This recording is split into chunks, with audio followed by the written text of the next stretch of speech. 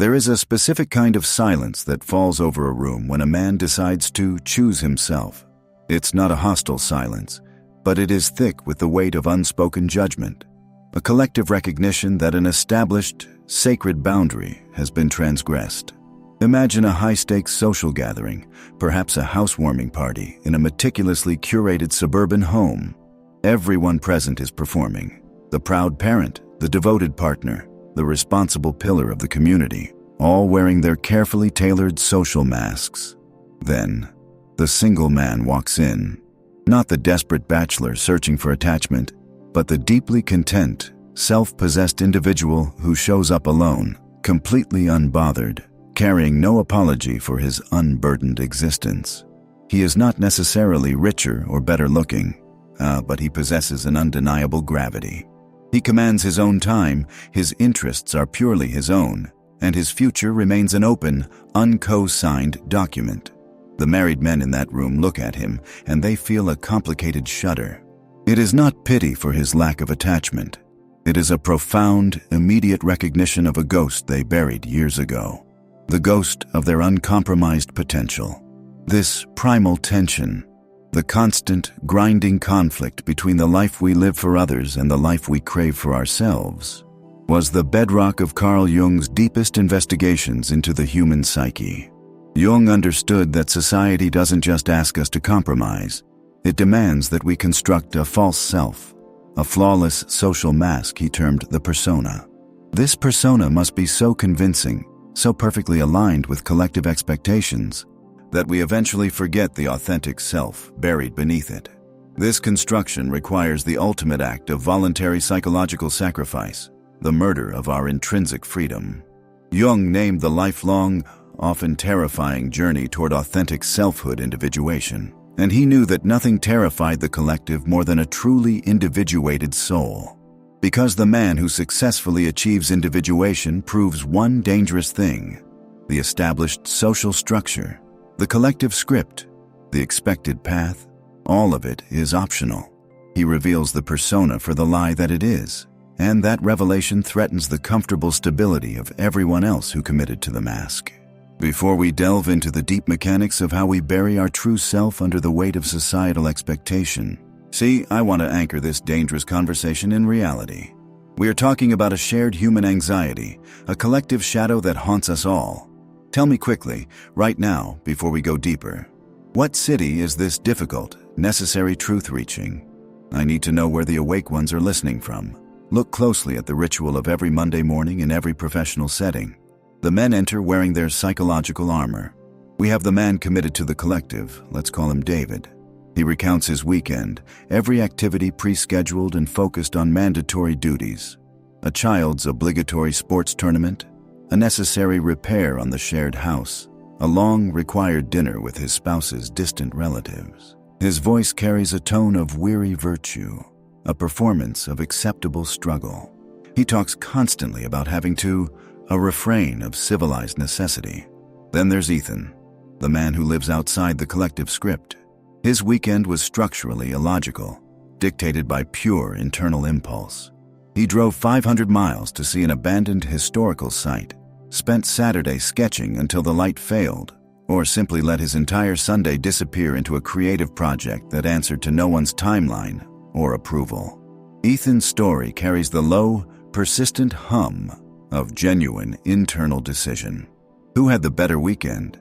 Everyone knows the answer, but the married men immediately launch into defense mechanisms. David will spend the next 15 minutes justifying his compromises, detailing the deep satisfaction of duty, romanticizing the chains he chose. He is desperately trying to convince Ethan and the room and that the persona is worth the effort. But Jung taught us a brutal truth. When we desperately try to convince others of our happiness or the virtue of our limitations, we are performing for the most critical audience of all, the unconscious self that knows the truth we are concealing. We are arguing with the ghost of our own freedom. Jung recognized that the persona is necessary for civilization to function. We need order. We need predictable roles. But when the persona successfully swallows the true self, we enter a state of psychological slavery. Marriage, in its rigid institutional form, is often the most beautifully decorated cage society offers. It is an agreement to keep the mask glued on permanently. It requires the vigorous suppression of all impulses: the dark, the creative, the selfish, the adventurous, that do not serve the stable, shared domestic narrative. Before you slam this video shut in justifiable anger, before you list the undeniable, genuine beauty of love and partnership, ask yourself one question with brutal, Jungian honesty. When was the last time you followed a purely selfish, deeply authentic, and socially unapproved impulse, knowing it would confuse or inconvenience no one but yourself? If the answer is, I can't remember, Jung knew precisely why. The married man harbors a specific corrosive envy for the single man that he will never, can never, articulate. Because admitting that envy means admitting the persona is failing. It means acknowledging that the self beneath the mask is suffocating. The single man, particularly the one who remains unattached by conscious choice, embodies the terrifying freedom of the unburdened unconscious. He is proof that the individual can survive, even thrive, outside the collective's required configuration. His life screams the possibility of autonomy, and autonomy is the ultimate enemy of the collective herd, which demands safety above all else. Every married man remembers the precise moment freedom quietly died. It wasn't at the altar. It was the slow, insidious, incremental erosion of self-sovereignty. It was the first time an authentic impulse to radically change careers, to book a last-minute flight to the mountains, to spend 3 days in uninterrupted solitude, had to be filtered through the complex, often silent, machinery of us. It wasn't asking permission, they will meticulously correct you. It was consulting. But consultation, when permanent and mandatory, is the polite word for pervasive control. Spontaneity transforms into negotiation. Impulse is itemized on a shared budget. The self-directed trajectory gives way to the shared, mandatory orbit. And in that moment, the persona solidifies. The married man trades the possibility of the hero's journey, the path of ultimate, risky self-discovery, for the comfort of the predictable map. The single man, living outside the expectation of the collective, is still in the painful, beautiful process of creation. His time is raw material waiting to be shaped. His money is his to risk on foolish, spectacular visions. His mistakes affect only his own learning curve. He is the master of his internal landscape. The married man, conversely, is in perpetual maintenance mode. He is maintaining the relationship, in maintaining the financial stability, maintaining the complex social machinery necessary to justify the stability of the persona. This maintenance is respectable, perhaps even necessary. But Jung asked if noble maintenance is worth the abandonment of the essential spark, the creative chaos required for true psychological growth. We don't just envy the single man's lack of baggage, we envy the fact that he retains the sacred right to chaos. Jung said, "The acceptance of the shadow side of human nature is the indispensable prerequisite for any kind of self-knowledge. The single man is free to integrate his shadow, his dark impulses, his socially unacceptable truths, his radical selfishness, because he doesn't have a rigid persona to protect. The married man must keep his shadow locked down, lest it disrupt the carefully constructed stability of the shared life. Here are the costs of this conformity, the hidden reasons the married man silently grieves for the single life. First, the cost of the erosion of autonomy. The single man retains absolute veto power over his entire existence. The married man's life is a perpetual state of committee approval. This constant, micro-surrender chips away at the ego's sense of self-efficacy until the notion of independent action feels like a dangerous, forgotten language. Second, the prison of predictability. The single life holds infinite potential for radical, unexpected transformation. The married life, by necessity, demands safety, security, and replication. The married man knows what next year looks like, and that certainty is often the source of his quiet horror. The single man retains the divine chaos that Jung considered essential for the birth of a new, higher self. Third, The suppression of the shadow. Every man carries urges for exploration, for profound solitude, for sexual variety, for radical self-interest that are incompatible with the smooth, devoted persona of the husband. The married man must vigorously suppress or deny these authentic parts of himself, pushing them deep into the shadow where they silently breed resentment and existential malaise. The single man can integrate these powerful impulses honestly because his chosen structure allows for genuine human complexity. Fourth, the weight of the ecosystem. You don't simply marry a person. You adopt their entire universe of obligation, their family's endless drama, their friends' endless expectations, their financial anxieties, their emotional moods, all become elements you must constantly manage. The single man is bound only by his chosen associations, his problems clearly delimited by his own skin. Fifth, the stagnation of becoming. The societal pressure to marry often coincides with the internal pressure to stop searching and start settling. The process of individuation requires relentless self-inquiry and painful transformation. The married man often stops asking, "Who am I becoming?" and starts asking, "How do I successfully maintain this role?" The single man, unburdened by the fixed role, is still fluid, still evolving into his unique self. Sixth, the tyranny of time. The married man's time is exponentially consumed by maintenance tasks, shared errands, necessary compromises, domestic governance, relational management. This time is socially validated but often psychologically draining. The single man's time is a pure, uncompromised resource, wholly available for deep, creative work or absolute, restorative rest. This ownership of time is the purest form of sovereignty. Seventh, and most painful, is the identity death. To fully embrace the husband persona, the bachelor identity must be ritually slain. The married man looks at the single man and sees the terrifying, unbroken continuity of the self he had to sacrifice. That former self, spontaneous, risk-taking, completely free, is mourned in secret, a silent, unacknowledged ghost in the domestic hallway. That completeness, that unbroken connection to the past self, is what the married man envies most deeply. Jung knew that the moment you choose the collective comfort, you risk betraying the deep, instinctual truth of the self. The single man represents that terrifying, uncompromised truth held intact. He is the mirror reflecting the choice made, a choice of profound, irreversible compromise. And the married man, sitting in the silence of his well-ordered life, is staring at the ghost of the man he chose not to become. That ghost carries the forbidden freedom, and that, more than anything else, is why society is truly terrified of the uncompromised individual. This truth requires immediate acknowledgement. You have just faced the uncomfortable reality of the persona.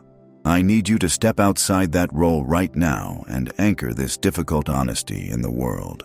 Drop a comment below using this exact, powerful phrase. The ghost is real. This single admission doesn't break your life. It starts the process of reclaiming yourself from the collective. Your comment is not just for me. It is a signal fire that creates a powerful anchor for others feeling this exact pain in their isolation. Hit the like button immediately. Your engagement pushes this essential, dangerous conversation past the algorithms that prefer silence and conformity. We must make this knowledge undeniable.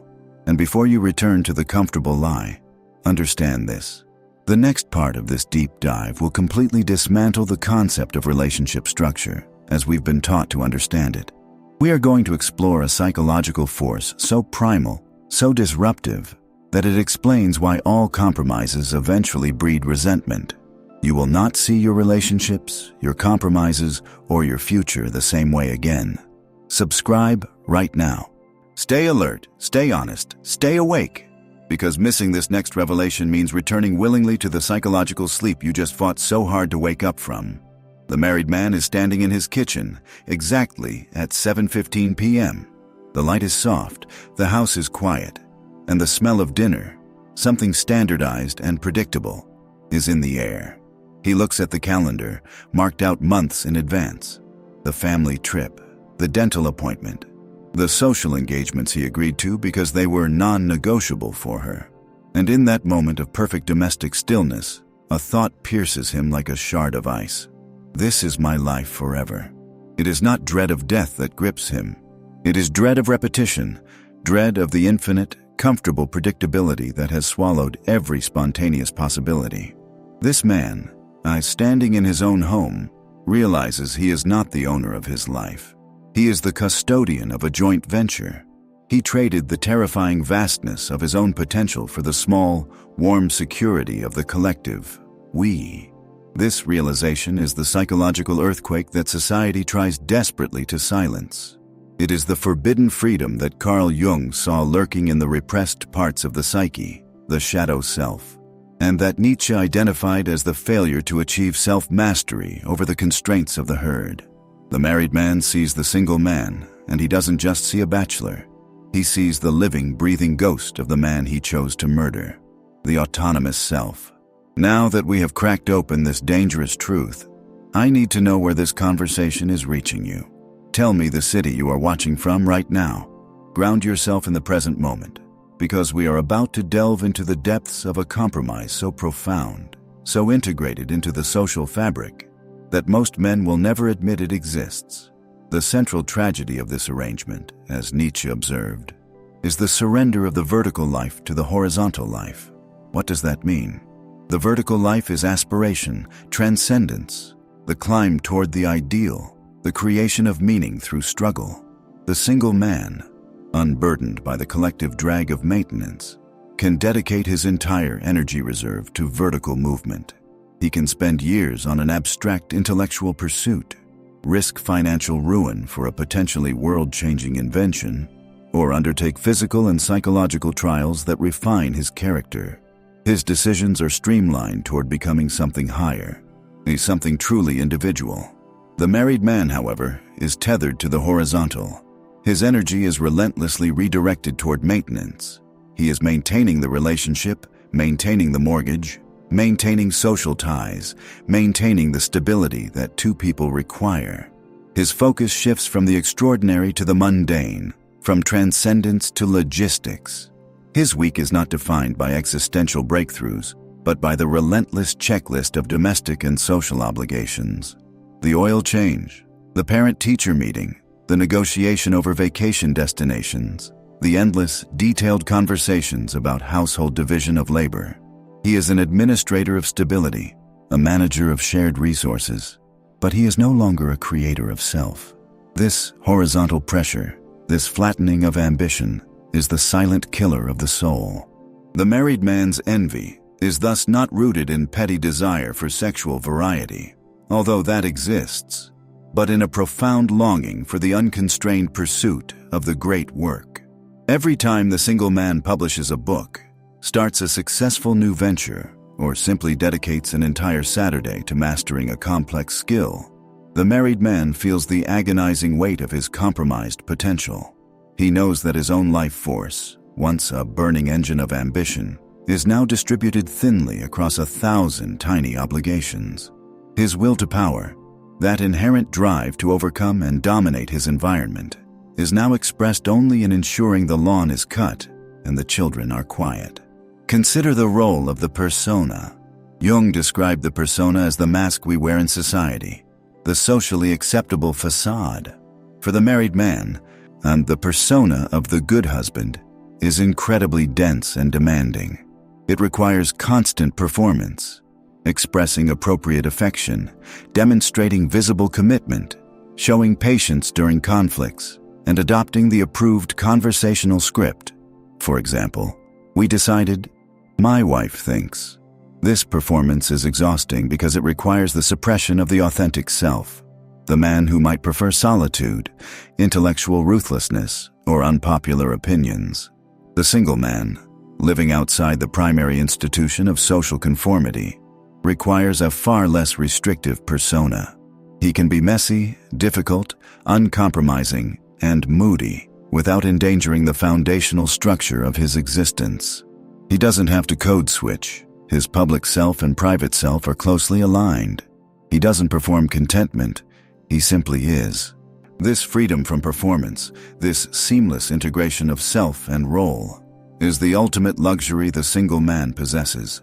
The married man, trapped behind the polished, smiling mask of the husband, watches the single man move through the world and remembers what it felt like to simply be without the constant expenditure of psychic energy required to maintain the lie of the good partnership.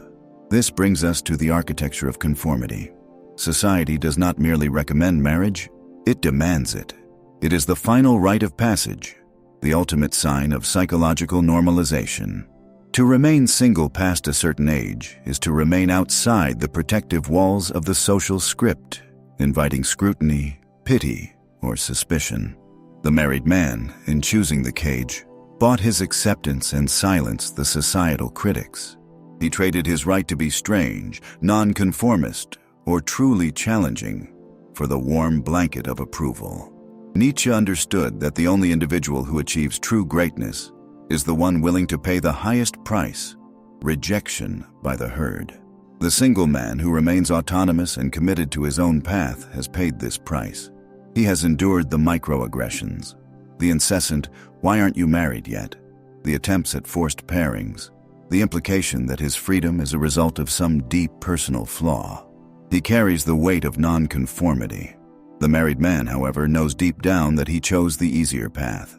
He took the exit ramp marked acceptance because the highway of individual truth was too lonely and demanding. His envy, therefore, is mixed with a deep self-reproach. He doesn't just envy the single man's lifestyle. He envies the single man's courage, the courage he himself lacked when it mattered most. Admitting this cowardice is the real reason he can never speak his truth aloud. The entire edifice of his identity, the success narrative he broadcasts to the world, would crumble. Let us explore the economic dimension further. The single man operates on the principle of minimal necessary overhead.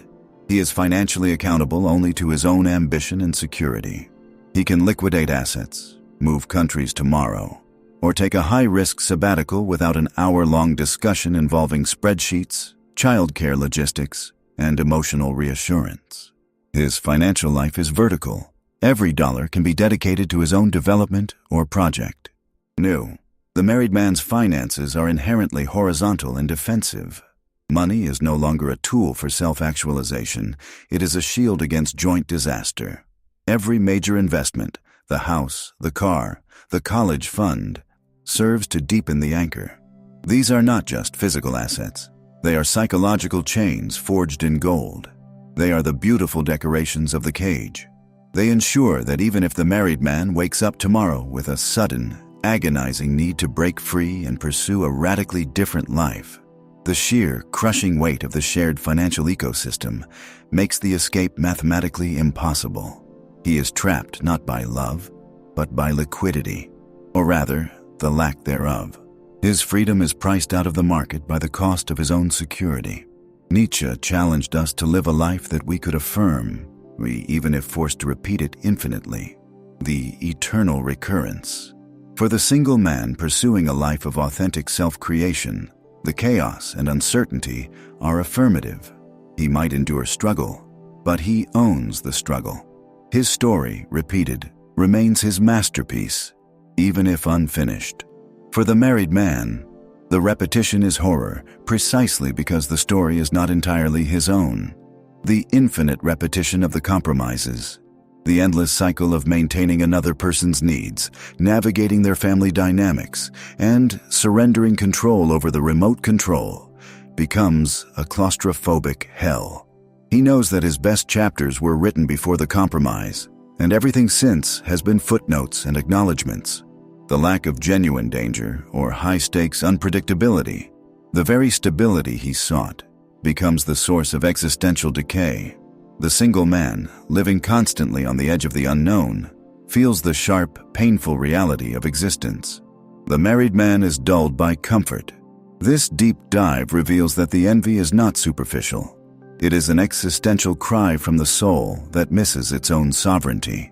It is the recognition that the societal contract of marriage requires a silent, continuous suicide of the individual self. You do not just gain a partner. You lose the exclusive rights to your own narrative.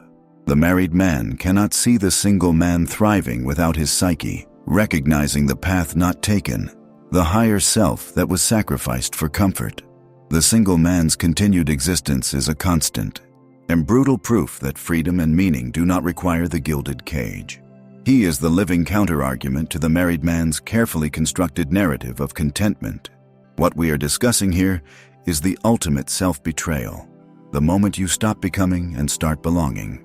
The married man chose belonging, the single man chose becoming. And when they stand side by side, the existential distance between them is terrifyingly clear. The married man is now at a crossroads, one he travels every day in secret.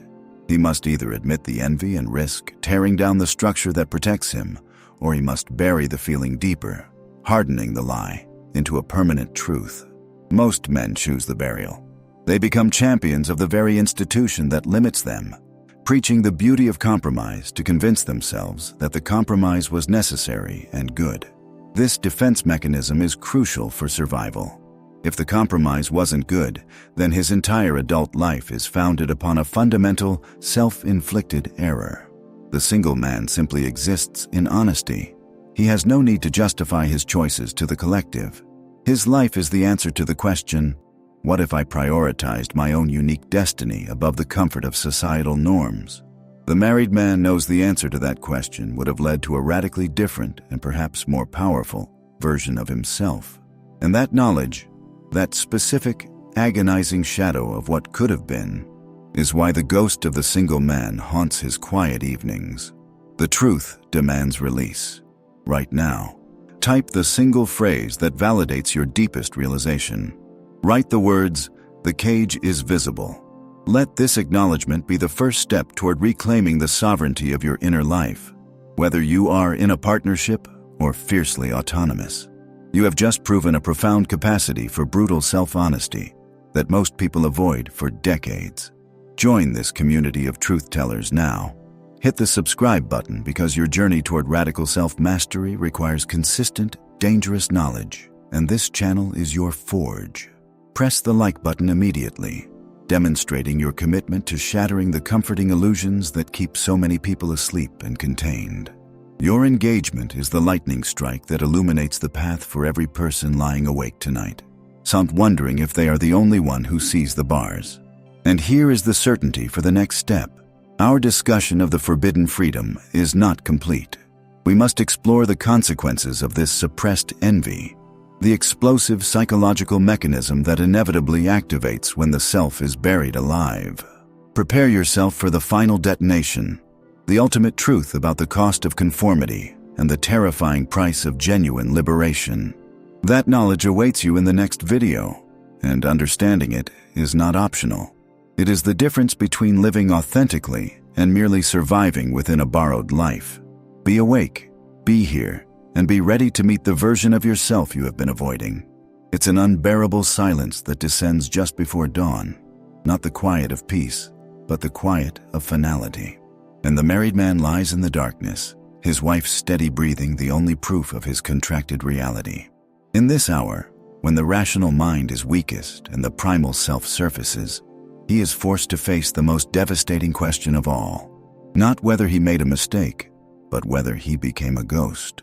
Carl Jung spoke of the shadow, the hidden, unintegrated aspects of the self.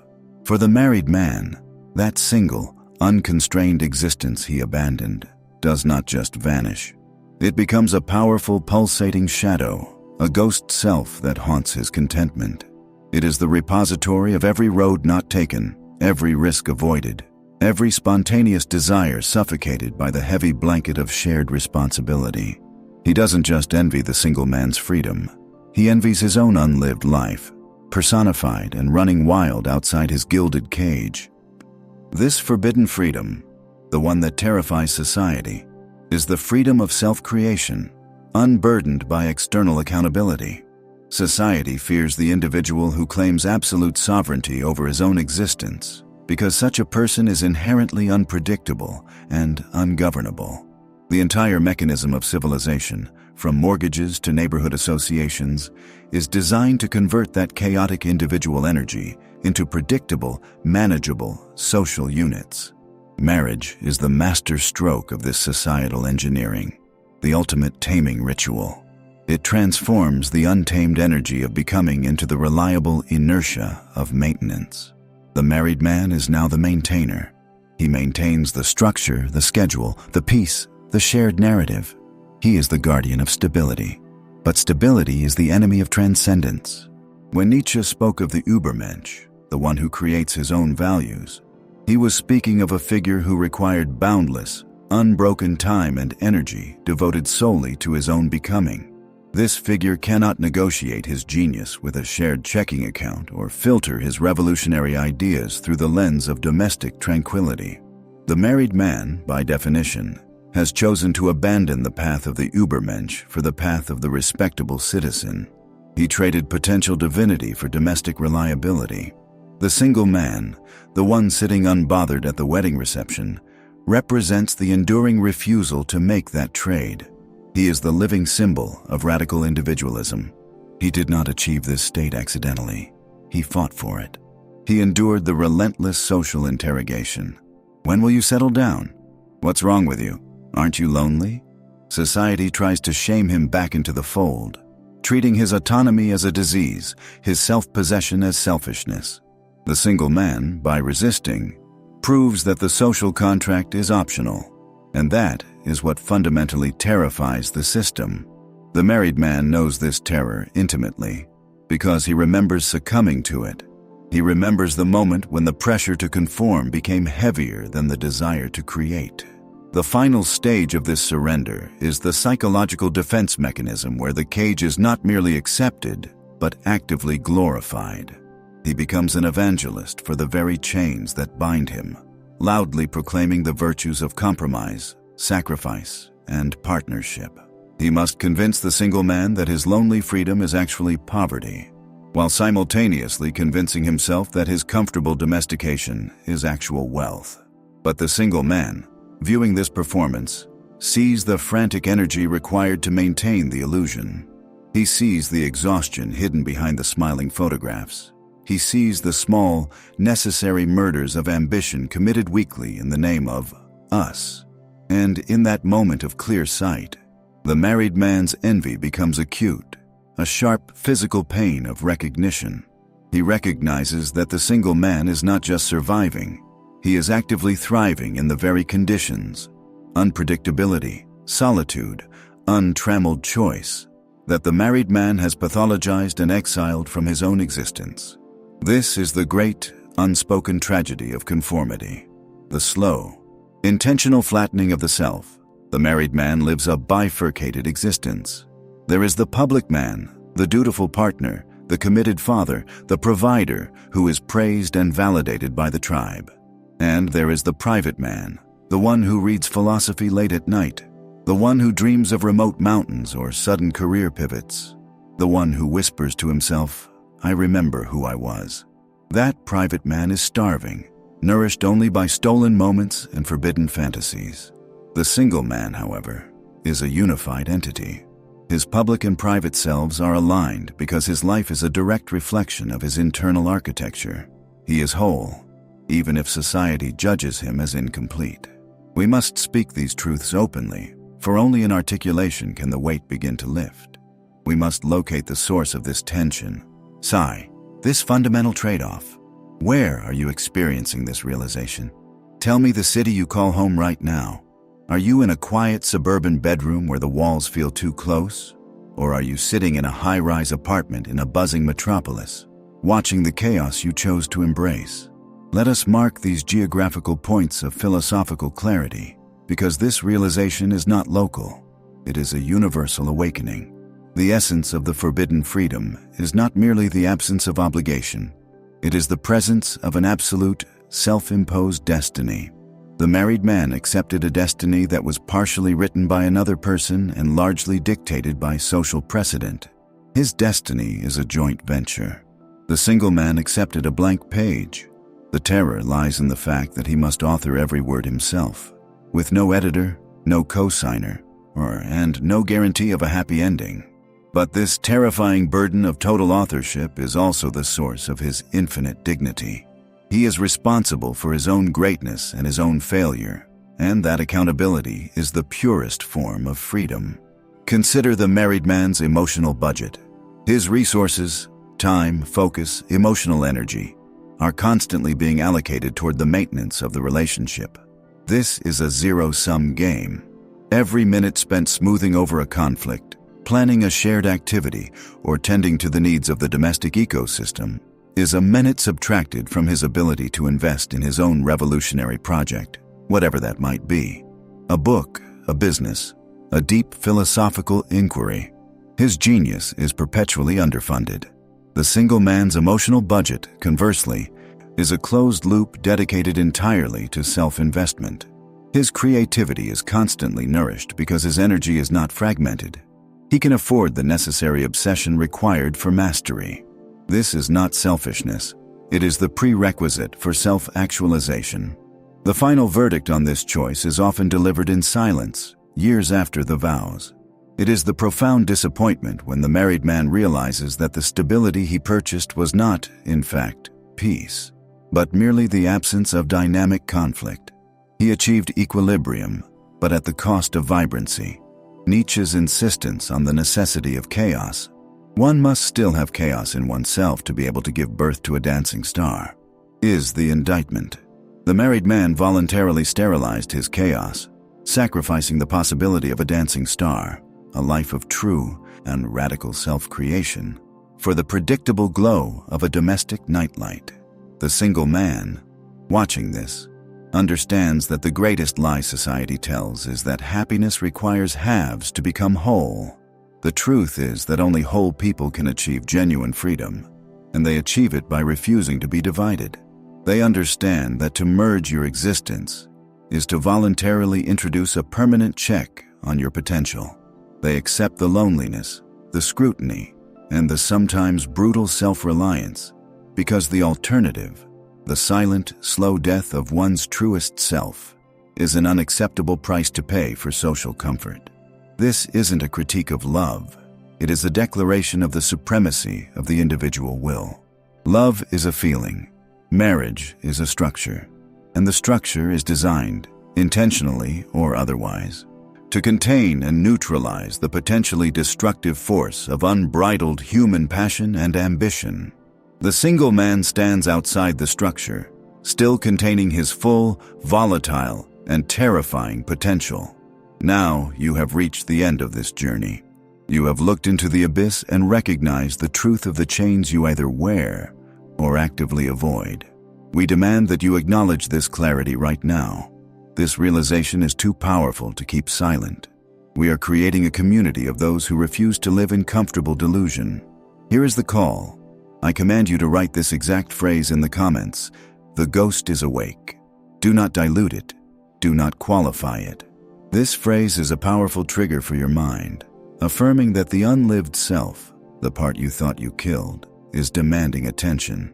When you type that phrase, you are signaling to the algorithms, and more importantly, to yourself, that you are part of the terrifying minority who chooses truth over comfort. This action is not for views. It is an act of psychological liberation. Next, you must subscribe to this channel immediately. Subscription is not an option. It is a declaration of war against the complacency that society requires. You have demonstrated that you possess the rare mental fortitude to handle inconvenient truths. This channel is your sanctuary, the only place delivering the destabilizing philosophical insights necessary for your self-creation. Do not delay. You need this knowledge. Your transformation demands it. And finally, smash that like button with the urgency of a man breaking a chain. Aim every like as a hammer blow against the collective delusion that marriage is the default state of success. Every like ensures this message reaches the married man driving home tonight, sitting in traffic, who desperately needs to know he is not crazy for yearning for the forbidden freedom. He needs to see the community of the awakened. Understand this. We are not finished. This revelation about forbidden freedom is merely the foundation for the next stage of your philosophical awakening. In the next video, we detonate an idea so volatile, so fundamentally opposed to the way you were taught to think about morality and power, that it will feel like a shockwave through your consciousness. It is the concept they actively suppressed from the history books because it gives the individual too much control. You must be present when that bomb drops, because missing it means choosing to remain constrained by the obsolete ethical frameworks of others. This is the moment your true education begins. Stay demanding, stay honest, stay awake. The cage is real, but the key is always held in your own hand. Do not let society convince you to drop it.